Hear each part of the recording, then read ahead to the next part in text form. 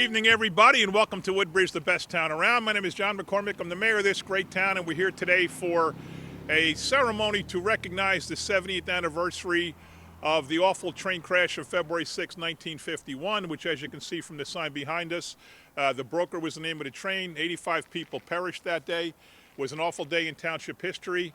I can't believe how many people are out here. I can't believe how many kids are out here. That's just terrific that they're out here to experience this and be a part of it. So I would like to now turn everything over to Dan D'Arcy. He is the president of the Historical Association of Woodbridge.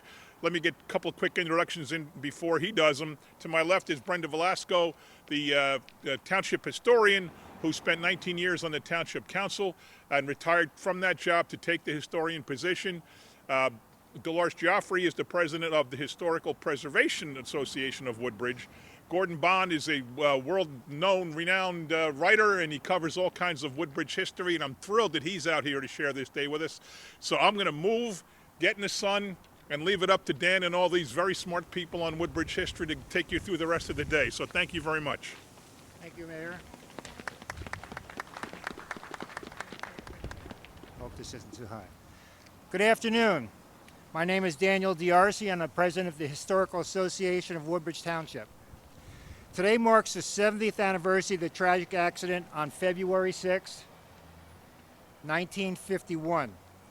At this exact location where 85 people were killed, men and women, and hundreds were injured. Look around and imagine the horror of that evening. The scars of that day remain on the walls next to the bridge. And the scars remain in the hearts of many. This event is co-sponsored by the Historical Association of Woodbridge Township and the Historic Preservation Commission of Woodbridge Township, whose common mission is to preserve the history of Woodbridge Township.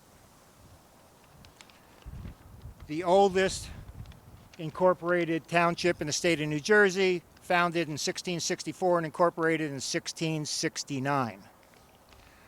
Today we lay a wreath in honor of all those whose lives were deeply affected by this tragedy, followed by remarks by Dr. Dolores Geoffrey of the Historic Preservation Commission and Gordon Bond, an association member, local historian, and the author of the book Man Failure, the story of this horrible event.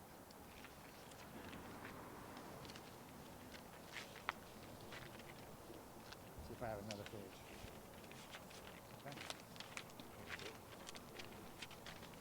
And if you may, if we lay the wreath, if we could have a moment of silence, that would be wonderful.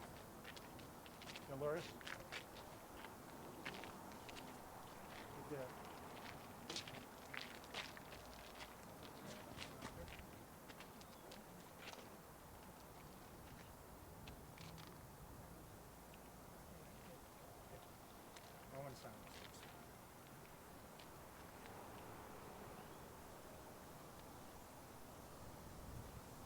Thank you very much.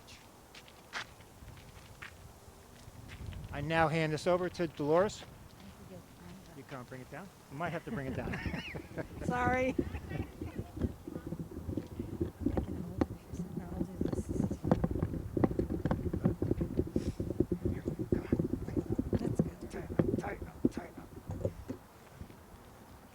Well, good afternoon, everyone, and thank you so much for being here today. As the mayor did indicate, I chair the Historic Preservation Commission of Woodbridge, and we were very fortunate to be able to get permission to erect one of our markers that we have placed about 70, 80 of them throughout the township. I'm sure you have seen them, and this one we're very proud of because it depicts a terrible day in the history of Woodbridge. I want to just mention that my brother, who is 92 years old, is a member of the Woodbridge Emergency Squad and was one of the many first responders who spent days trying to take care of the people who were injured, take them to houses in the neighborhood where people were very generous to allow them to stay until they got some help, and also to carry away those who passed away very tragically with this accident. I didn't know it at the time, but Vincent Joffrey was also a member of that squad, very young members, and later on he became my husband. So this holds a very special place in my heart because that organization was one of the first responder groups that helped take care of this area during that tragic accident. Thank you all for allowing me to share this with you.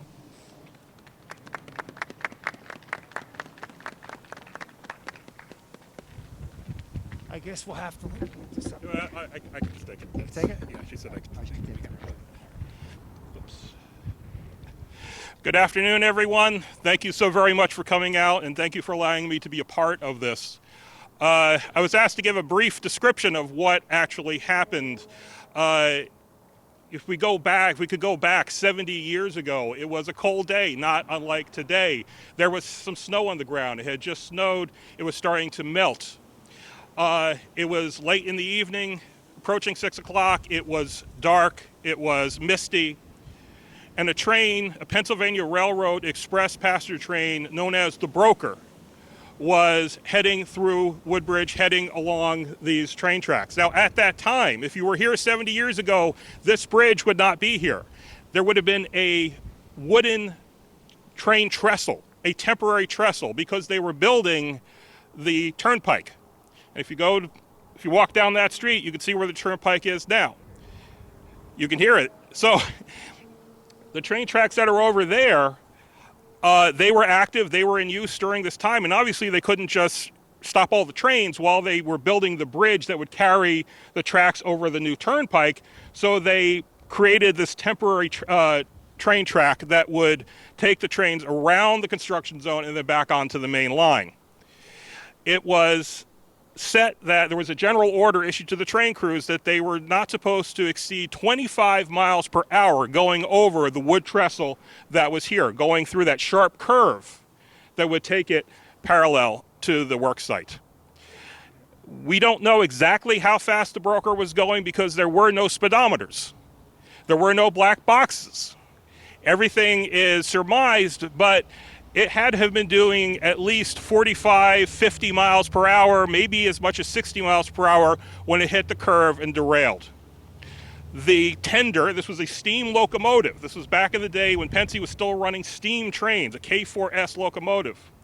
The locomotive made it through the curve and was heading down that side of the embankment. The tender behind it that had the coal and the water that ran the steam locomotive, that is what derailed first.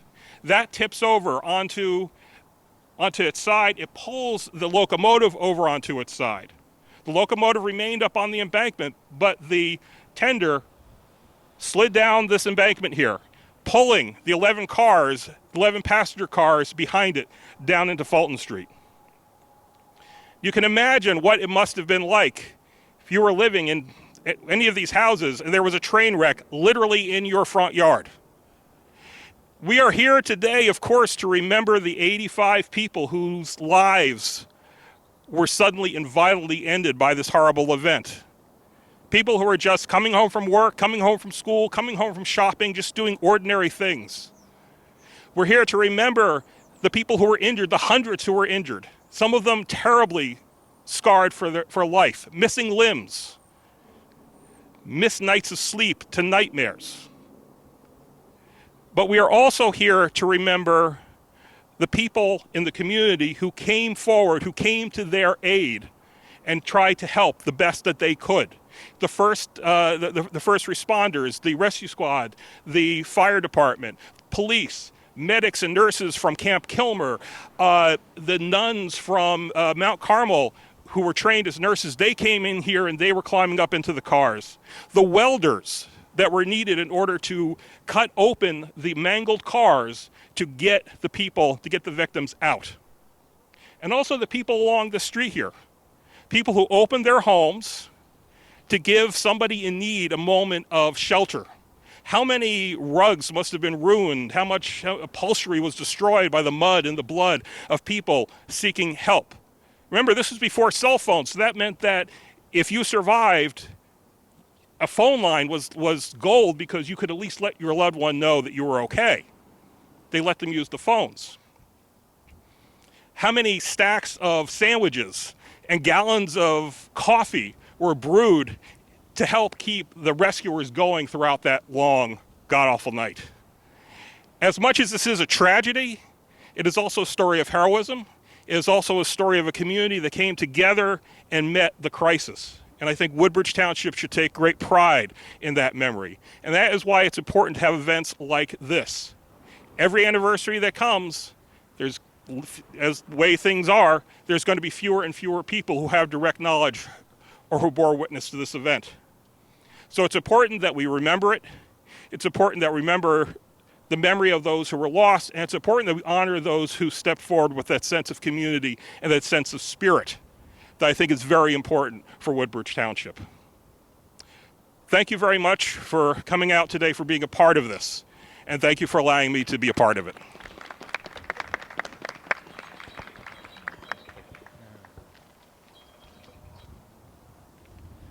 Well, I'd like to thank everyone that's here this afternoon. It's a wonderful turnout.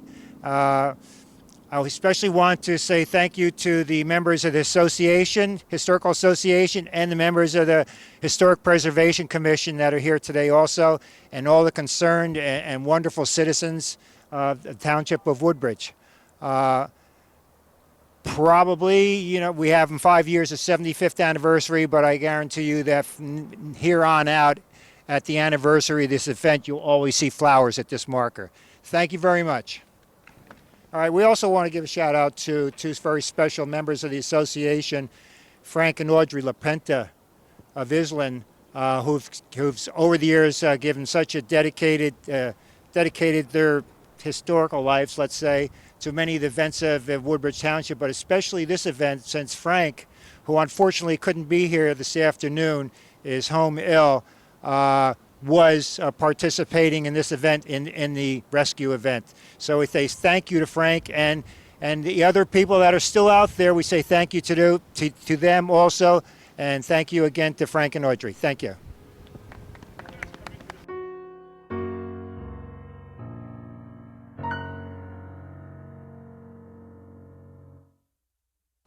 Hi, I'm Craig Coughlin for Woodbridge Township Television and Access New Jersey.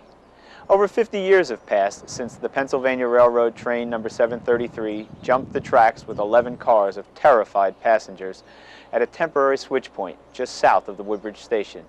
The wreck, which stands as the worst disaster in U.S. railroad history since World War II, has left an indelible mark on the history of Woodbridge Township.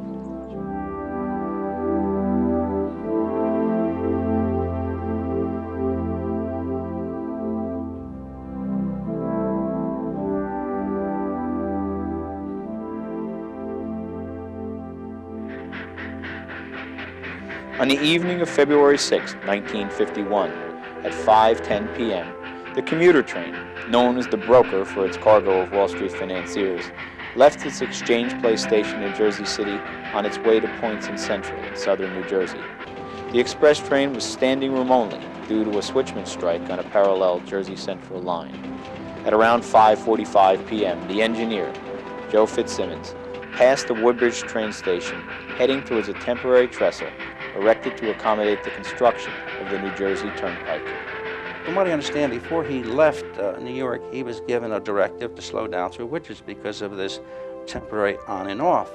And I think they have a terminology they use, it's a shoe fly. They had to divert the train around the trestle that went over Legion Street, so they built this temporary on and off situation. As the train neared Woodbridge, Fitzsimmons kept watch for a yellow caution light to alert him of the temporary trestle, which had come into service only hours earlier. However, the use of such a signal was not the practice of the New York Division, who considered the slowdown order to be sufficient. Even though Fitzsimmons later admitted he knew of the 25-mile-an-hour restriction, without the warning light, the train entered the shoe fly at a speed of somewhere between 50 and 65 miles per hour. While we were traveling along and the car started rocking and my feet flew up in the air and my shoes flew off, I knew that the car was going to crash, and I thought it was the end. a friend of mine, a neighbor, Danny Latanzio, come running up and calling my name. And at that time, he came up to the car and he said, "Frank, a train just went off the track down by my uncle's factory on Fulton Street." So when we got there, we parked across the street from where the train accident was. We got out of the car and we looked up. Well, what we saw was a train laying on its side. Cars were bent and twisted. There were cars on the trestle that were kinked and hanging over the trestle. The coal car had rolled down the embankment, spilling its contents on the embankment, was lying in the road, and the train engine was laying off on its side up top the trestle. First car derailed, second car derailed, third car derailed, fourth car derailed. Most of the deaths occurred, I believe, in the third and fourth car. But what happened, like I said, the train was so crowded, there was a standing room only when it left New York. And when it went in through Newark, some of the passengers actually got off in Newark because it was too crowded. And other passengers got on. Their fate was determined by where they sat that day. Because as the train come through Woodbridge, like I say, it didn't stop. It wasn't a stop. I think the last stop was either in Jersey City, and it just came through Woodbridge. It was a straight run down the shore. It was a steam locomotive, and on steam locomotives they have no speedometers. I think it was car number 4. As it derailed, it scooted past one of the other cars. Some of the cars opened up on their way down, and people were flung out of them. Well, before it happened, when it was happening, people were screaming, but then when I got up, it was very quiet. There really wasn't a sound. The train was kind of laying silent there. It was like an empty train, and I thought it was an empty train at the time. And the only sound you could hear is steam escaping from the engine that was laying on its side. It was kind of eerie, yes. With all these people, there must have been a half a dozen or a dozen people that were looking up as I was. And as I walked across the street, like I said, this fire engine started to approach me, and I walked across the street, and as I was looking up, I looked down, and there was the first fatality I saw was a man laying on a wall. There's a partial wall there. It was about 3 foot high that held up the embankment that went up to the top where the train was. And as I looked down, there was a body laying there. A couple of cars were lying, including my car, was lying way down on the embankment. We fell all the way down, and there was a lot of steam from the steam engine. And one of my friends later told me he flew out of the train, and when he got up, the steam was all around him, and he thought he had died and gone to heaven. I think it took about 15 minutes before people really started to coming out of the train. The first thing I saw was people sitting on the windows with their legs hanging inside the windows. So it wasn't something that happened immediately. It took about 15 minutes, and the people were stunned, and they were just sitting there. And we were looking up, and there they were. Well, when I got up, the seat was across my back, and dead people were lying on top of me. And I thought the car might set on fire, so I got up and started walking towards the front of the car, and then someone pulled me out through a window. I remember one of the first things I saw was a woman coming towards me holding up a man that was covered in blood and reaching out asking for help. Some of these people were taken to the hospitals by the fire trucks.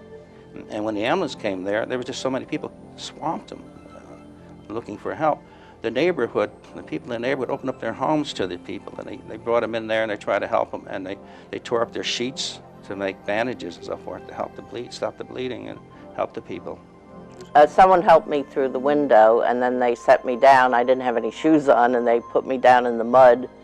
And then a man came that lived on Fulton Street, and he took me to his home along with a few other people. And then he took us over to Perth Amboy Hospital after a while in his own car. Well, I was working at the hospital. I'd been there for about 2 months. I was at home. I heard about the train wreck on the television, and they were calling for volunteers and employees to return to work, so I did. Well, I think you think about when you hear train wreck, you don't know how many people are going to be coming in. As it was, I was a new graduate. I hadn't seen that kind of a, incident before. And you just get involved because you're working.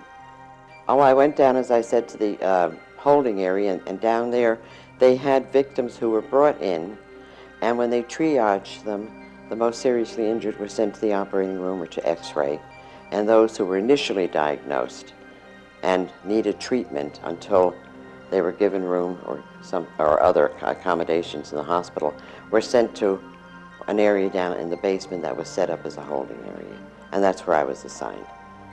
Well, they put us in just straight chairs in a, I guess it was sort of like a lobby or something, and they were taking the ones that were bleeding the worst in to take care of them, and we just had to sit there for quite a while until they took us in to be x-rayed or whatever.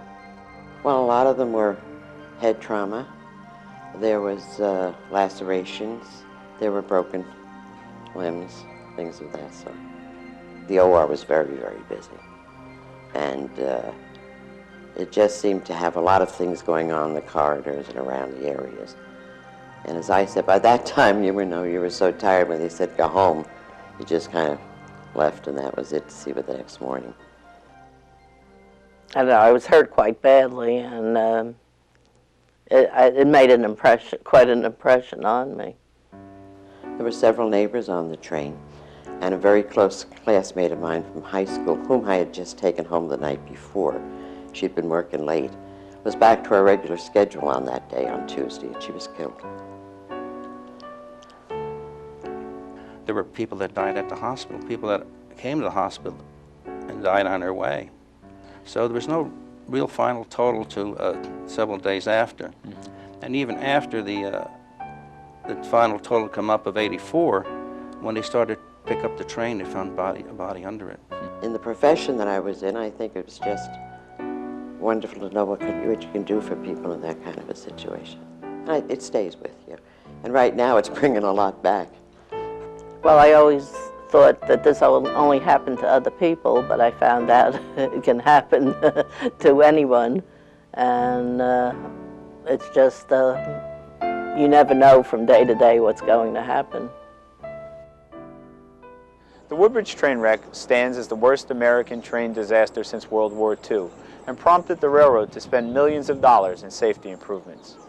It ruined the career of engineer Joe Fitzsimmons, who retired several years later, having never driven a train again.